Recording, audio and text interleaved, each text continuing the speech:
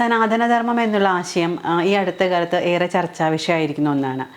അതിനെ പല രാഷ്ട്രീയ കക്ഷികളും അതിൻ്റെ പിന്നാലെ പല ആശയങ്ങളും അവതരിപ്പിക്കുന്നു. ഒരു കോൺട്രവേഴ്സിയിലേക്കൊക്കെ പോയിരിക്കുന്ന ഒരു സമയമാണ്. അപ്പോൾ എന്താണ് ഈ സനാതനധർമ്മം? അത് പറഞ്ഞ് നമുക്ക് തുടങ്ങാം അല്ലേ? ഇന്ന് സനാതനധർമ്മം എന്ന ആശയം എന്താണ്? അതിൻ്റെ അന്തർസത്ത എന്താണ്? ഈ സനാതനധർമ്മം എന്ന് പറയുന്നത് രണ്ട് വാക്കുകളാണ് അതിൽ ഉൾക്കൊള്ളുന്നത്. അതിൽ ഈ ധർമ്മം നമുക്ക് എടുത്ത് നോക്കാം. സനാതനം എന്ന് പറയുന്നത് തന്നെ നമുക്കറിയാമല്ലോ, അതിന് തുടക്കവും അവസാനവും ഇല്ലാത്ത ഒന്ന്. അപ്പോൾ തുടക്കവും അവസാനമില്ലാത്ത ധർമ്മം അല്ലെങ്കിൽ നിയമങ്ങളാണെന്നുള്ളതാണ്.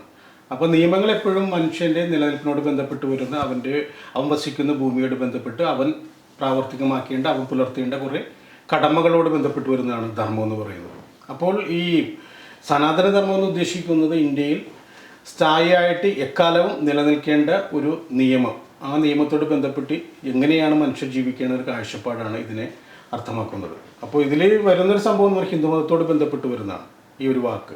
കാരണം ഭാരതീയമായിട്ടുള്ള ഒരു കാഴ്ചപ്പാടല്ല. ഭാരതീയം എന്ന് പറയുമ്പോൾ തന്നെ നമുക്കറിയാം അതൊരു വിശാലമായൊരു കാഴ്ചപ്പാടാണ്. അപ്പോൾ അതല്ല ഇതെന്ന് പറയുന്നത് ഒരു മതത്തോട് ബന്ധപ്പെടുത്തിയാണ് ഇത് ഉപയോഗിക്കുന്നത്. സനാതനധർമ്മം എന്ന് പറയുമ്പോൾ നമുക്കറിയാം, ഇപ്പോൾ നമുക്ക് നേരത്തെ പറഞ്ഞല്ലോ ഭാരതീയം എന്നുള്ളൊരു കാഴ്ചപ്പാട് നമുക്ക് വേണമെങ്കിൽ വായിക്കാം. അങ്ങനെ വായിക്കുമ്പോൾ അത് ഇന്ത്യ എന്ന് പറയുന്ന വളരെ ബൃഹത്തായ ഒരു പ്രദേശമായതുകൊണ്ട് തന്നെ ഓരോ നിയമങ്ങളും വ്യത്യസ്തമായിരിക്കും, ഓരോ കാഴ്ചപ്പാടുകളും വ്യത്യസ്തമായിരിക്കും, ഓരോ കാലഘട്ടങ്ങളിലൂടെ ചിന്തിക്കുമ്പോൾ. അപ്പോൾ ഇതിനെല്ലാം ഒരു ഐക്യരൂപം ഉണ്ടെന്നുള്ള രീതിയിൽ ആ ഐക്യരൂപം ഭൂമിയിൽ നിലനിർത്തണം, അതിനോട് ബന്ധപ്പെട്ട് മാനവ സമൂഹം മുന്നോട്ട് പോകുക എന്നുള്ള വാദഗതി മുന്നോട്ട് വെക്കുന്നത് ഹിന്ദു സമൂഹത്തോട് ബന്ധപ്പെട്ട് വരുന്ന ചില വക്താക്കളാണ്. അതുകൊണ്ടാണ് ഈ പറയുന്ന സനാതനധർമ്മം ഇന്ന് ഈ ലോകത്ത്, ഈ സമൂഹത്തിൽ ഈ രീതിയിലേക്കൊരു ചർച്ചയായിട്ട് മാറിയിട്ടുള്ളത്.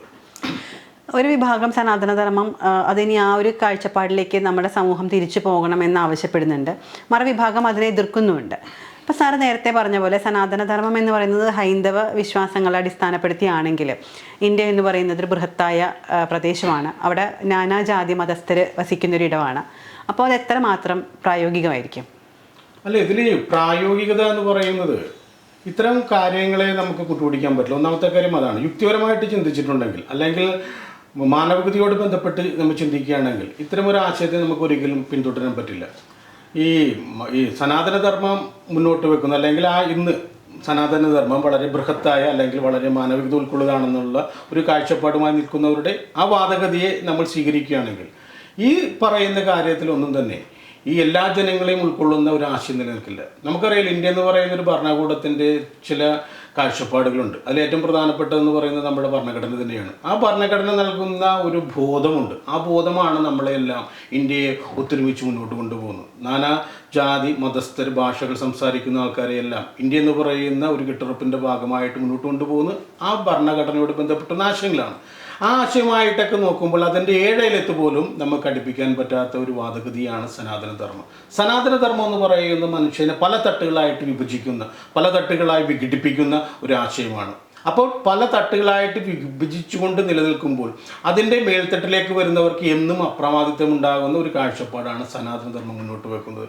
അപ്പോൾ ഇതിനു വേണ്ടി പ്രവർത്തിക്കുന്നവരുടെ ആഗ്രഹം അത് തന്നെയാണ്. എല്ലാ ജനങ്ങളെയും മറ്റുള്ളവരെയെല്ലാം കീഴ്പ്പെടുത്തിക്കൊണ്ടുള്ള ഒരു ഭരണം അല്ലെങ്കിൽ ഒരു സാമൂഹ്യക്രമം നിലനിർത്തുക, അതാണ് ഇവർ മുന്നോട്ട് വെക്കുന്നത്. നമുക്കറിയാമല്ലോ, ഈ കാലഘട്ടങ്ങളിലെല്ലാം സനാതന ധർമ്മത്തിന് വേണ്ടി വാദിക്കുന്ന ഒത്തിരി ആൾക്കാരെ നമുക്ക് കാണാൻ പറ്റും. ഇവരുടെയൊക്കെ ഒരു ആഗ്രഹം എന്ന് പറയുന്നത് കഴിഞ്ഞ കാലഘട്ടത്തിൽ എപ്പോഴൊക്കെ ഇത്തരമൊരു ആവശ്യമായിട്ട് ഇത്തരമൊരു കാര്യത്തെ ഉൾപ്പെടുത്തിക്കൊണ്ട് ജീവിച്ചിരുന്നവരെല്ലാം ബൃഹത്തായ മാതൃകാപരമായ ഒരു ഗോൾഡൻ ഏജിൻ്റെ ഭാഗമായിരുന്നു എന്നുള്ള ഒരു വാദഗതിയാണ് വെക്കുന്നത്. പക്ഷെ ചരിത്രം എടുത്തു നോക്കാൻ നമുക്കറിയാവുന്നതാണ്, ഇത്തരമൊരു വാദഗതിയൊന്നും നമുക്ക് ഒരിക്കലും പിന്താങ്ങാൻ പറ്റില്ല. ഒരു കാര്യം, ഏറ്റവും പ്രധാനപ്പെട്ട ഒരു കാര്യം ഞാൻ പറയുകയാണെങ്കിൽ, നമുക്കറിയാം, ഞാൻ നേരത്തെ നമ്മുടെ ഒരു ചർച്ചയിൽ സൂചിപ്പിച്ച കേരളത്തിലെ ഏറ്റവും പ്രശസ്തനായിട്ടുള്ള, ഇന്ത്യയിൽ തന്നെ ഏറ്റവും പ്രശസ്തനായിട്ടുള്ള ഒരു ചരിത്രകാരനാണ് ഇളംകുളം കുഞ്ഞൻപിള്ള. അദ്ദേഹം പറയുന്നുണ്ട്, അദ്ദേഹത്തിൻ്റെ ചരിത്ര എഴുത്തുകളിൽ അദ്ദേഹം പറയുന്നുണ്ട്, അതായത് സമൂഹത്തെ പല പല വിഭാഗങ്ങളായി ചാപ്പകുത്തി സമൂഹത്തിനെ തിന്മയിലേക്ക് നയിച്ച ഈ സമൂഹം, അതായത് ഈ മാനവ സമൂഹത്തോട് പറയുകയാണ്, ഹൈന്ദവതയോട് ബന്ധപ്പെട്ട് വരുന്ന സമൂഹത്തോടുള്ള താക്കീതാണ്. എന്നിട്ട് എന്ത് നേടിയെന്നാണ് അദ്ദേഹം ചോദിക്കുന്നത്. കാരണം സമൂഹത്തെ പല പല തട്ടിലാക്കുമ്പോൾ മാനവ സമൂഹത്തിൻ്റെ ഐക്യമാണ് തകരുന്നത്. ഇത്തരം ഒരു വിഭാഗം മുന്നോട്ട് വെക്കുന്ന ഈ പറയുന്ന ആശയത്തിൽ ഒരിടത്തും പൊതു എന്ന് പറയുന്ന ഒരു കാഴ്ചപ്പാടില്ല, പൊതുജനങ്ങൾ എന്ന് പറയുന്നൊരു കാഴ്ചപ്പാടില്ല. പൊതുജനങ്ങളായിട്ട് കണ്ടാൽ മാത്രമേ പൊതുജനങ്ങൾക്ക് ആവശ്യമുള്ള പൊതു ഇടങ്ങൾ ഉണ്ടാവുകയുള്ളൂ. പൊതു വാസസ്ഥലം ഉണ്ടാകില്ല, പൊതു കുളങ്ങളുണ്ടാകില്ല, പൊതു കിണറുകളില്ല, അതിനോട് ബന്ധപ്പെട്ട് വരുന്ന ആരാധനാലയങ്ങളില്ല, പൊതു സത്രങ്ങളില്ല. ഇതെല്ലാം തന്നെ ഓരോരോ വിഭാഗങ്ങളാണ്. നമുക്കറിയാമല്ലോ, ഈ ഒരു കാലഘട്ടത്തിലൊക്കെ പൊതു ഇടങ്ങളാണ് നമുക്ക് ആവശ്യങ്ങൾ, പൊതു റോഡുകളാണ് ആവശ്യം. അപ്പോൾ മാനവ സമൂഹത്തിന് പറയുന്ന രീതിയിൽ അല്ലെങ്കിൽ ഈ പറഞ്ഞ സനാതന ധർമ്മത്തോട് ബന്ധപ്പെട്ട ഒരു നാശം നിലനിൽക്കുകയാണെങ്കിൽ ഓരോ വിഭാഗങ്ങൾക്കും അവരുടേതായിട്ടുള്ള ഓരോ ഇടങ്ങളിലേക്ക് ചേക്കേറേണ്ടി വരുന്ന അല്ലെങ്കിൽ ആ രീതിയിലേക്ക് വേർതിരിക്കുന്ന ഒരു അവസ്ഥയാണ് സംജാതമാകാൻ പോകുന്നത്. സാർ ഈ പറഞ്ഞ പോലെ ഇപ്പോൾ ഈ സനാതനധർമ്മം ഹൈന്ദവരെ അടിസ്ഥാനപ്പെടുത്തിയാണെങ്കിൽ അത് ഹൈന്ദവർ പോലും ഒരുപക്ഷെ ഒരിക്കലും ഈ ഒരു കാലഘട്ടത്തിൽ സാറ് പറഞ്ഞ പോലെ പൊതു ഇടങ്ങളാണ് ഇപ്പോൾ നമുക്ക് ആവശ്യം.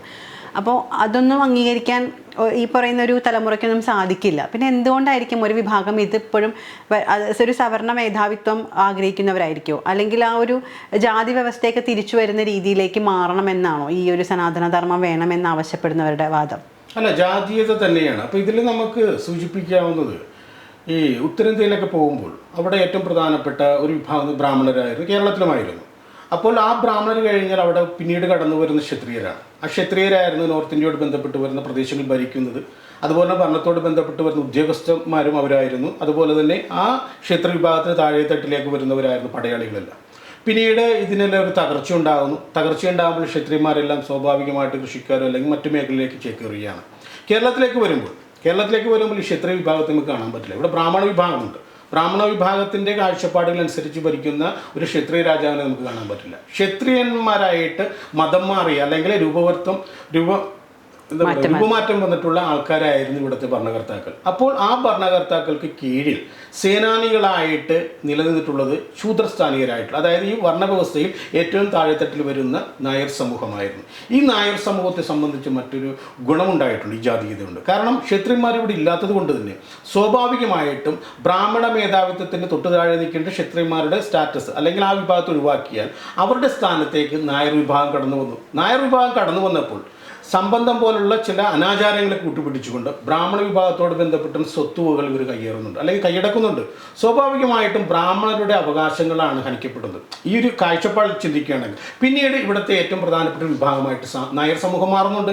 ഈ നായർ സമൂഹത്തെ സംബന്ധിച്ച്, അതായത് ശൂദ്രസ്ഥാനീയരായിട്ടുള്ള ആ 4 വർണ്ണങ്ങൾ ഏറ്റവും താഴെത്തട്ടിലുള്ള ഈ മേൽത്തട്ടിലുള്ള 3 വിഭാഗങ്ങളെയും സേവിക്കാൻ വേണ്ടി നിയുക്തരായിട്ടുള്ള വിഭാഗം കേരളത്തിലെ ഏറ്റവും മേൽത്തട്ടിലേക്ക് വരുമ്പോൾ അവരെ സംബന്ധിച്ച് ഇനി ജാതീയത ആകാം. കാരണം കാലങ്ങളോളം ഈ 17-ാം നൂറ്റാണ്ട് എടുത്തു നോക്കിയാൽ 17-ാം നൂറ്റാണ്ടിൽ പോലും ഒരു കാര്യവത്തായ അല്ലെങ്കിൽ ഈ കേരള സമൂഹം ഒട്ടക്കറിയുന്ന ഒരു നായർ പ്രമാണിയവും നായർ രാജാവും ഉണ്ടായിട്ടില്ല. ആ സമൂഹമാണ് കേരളത്തിന് മൊത്തം സ്വത്ത് കൈകാളുന്ന രീതിയിലേക്ക് ജാതീയമായി ഉന്നതിയിലേക്ക് എത്തിയിട്ടുള്ളത്. അവരെ സംബന്ധിച്ച് ജാതീയത ആവശ്യമാണ്.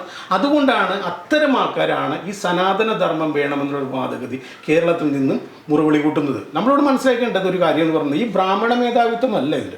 ബ്രാഹ്മണ മേധാവിത്വത്തോട് ബന്ധപ്പെട്ട് പറഞ്ഞ ചില വക്താക്കളെ ഇവർ കൂട്ടുപിടിച്ചിട്ടുണ്ടാകാം. ബ്രാഹ്മണ മേധാവിത്വം അതിൻ്റെ തിന്മകൾ വേണ്ട രീതിയിൽ തന്നെ അനുഭവിച്ചവരാണ്. അവരല്ല. ഇത്തരം ആവശ്യമായി വരുന്നത് ജാതീയമായി ഇന്ന് ആ ജാതിയുടെ സുഖങ്ങൾ അനുഭവിക്കാൻ ഞങ്ങൾക്കൊരു അവസരം വന്നിരിക്കുന്നു, അത് വേണ്ട രീതിയിൽ ഞങ്ങൾ ഉപയോഗപ്പെടുത്തുമെന്നുള്ള തീരുമാനമായിട്ട് ഇറങ്ങിയിട്ടുള്ള വിഭാഗങ്ങളാണ് സനാതനധർമ്മത്തിൻ്റെ വക്താക്കൾ. ഈ സനാതനധർമ്മത്തിന് സാറ് സനാതനം എന്ന് പറയുന്ന തുടക്കവും ഒടുക്കവും ഇല്ല എന്ന് പറഞ്ഞല്ലോ.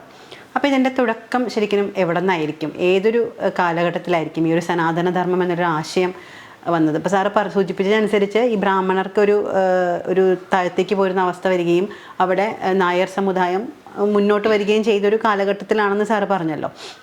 അപ്പോൾ അന്ന് തുടങ്ങിയാണോ ഈ ഒരു സനാതനധർമ്മം എന്ന ആശയം നമുക്ക് ഇത് ഞാൻ പറഞ്ഞില്ല, ഇതിപ്പോൾ നമ്മളത് സനാതനധർമ്മം എന്ന് പറയുന്ന ഒരു ആശയം നമ്മൾ സ്വീകരിക്കുന്ന ഇന്ത്യ ഒട്ടുക്ക് ആ രീതിയിലാണ്.